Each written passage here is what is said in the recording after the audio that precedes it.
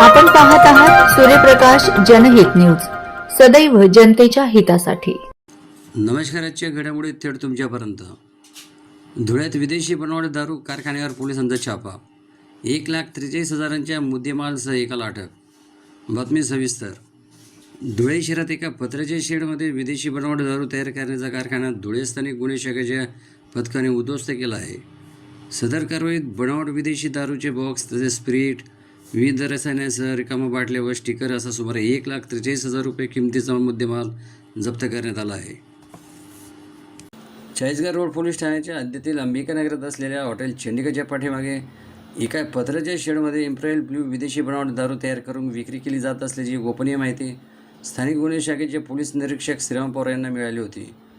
या माहितीच्या आधारे त्यांनी पथकाच्या सहाय्याने सदर ठिकाणी छापा टाकून रवींद्र रमेश महाजन राहणार दशहरा मैदान सहजीवन नगर धुळे याला ताब्यात घेतले असून सदर बनावट दारूचा कारखाना उद्ध्वस्त करून विदेशी बनावट दारू, स्पिरिट, विविध रसायने व खाली बाटल्या, स्टिकर असा सुमारे 1,43,000 रुपये किमतीचा मुद्देमाल पोलिसांनी जप्त केला आहे।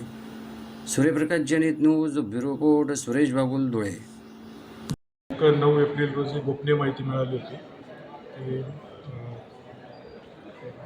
चंडिका हॉटेलच्या मागे अंबिकानगर येथे बनावट दारूचा कारखाना सुरू आहे।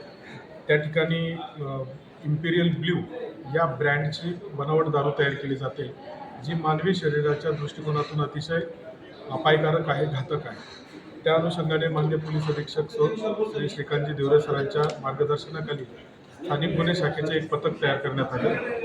त्या पथकाने सदर घटनास्थळी छापा टाकला असता त्या ठिकाणी आपल्याला जवळपास 1,43,000चा एकूण मुद्देमाल मिळून आलेला आहे। त्यामध्ये स्पिरिट, त्यानंतर बॉटल्स, त्याचे इम्पेरियल ब्ल्यू नाव असलेले त्याचे झाकण, अशी सर्व साधन सामग्री त्या ठिकाणी मिळून आलेली आहे। ती गुन्ह्याच्या तपास कामी ताब्यात घेऊन सदर गुन्ह्याच्या अनुषंगाने चाळीसगाव रोड पोलीस स्टेशन येथे गुन्हा दाखल केलेला आहे।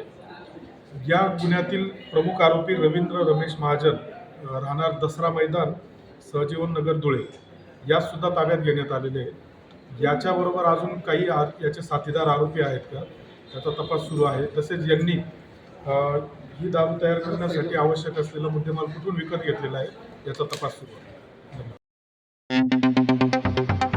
आपण पाहत आहात सूर्यप्रकाश जनहित न्यूज, सदैव जनतेच्या हितासाठी।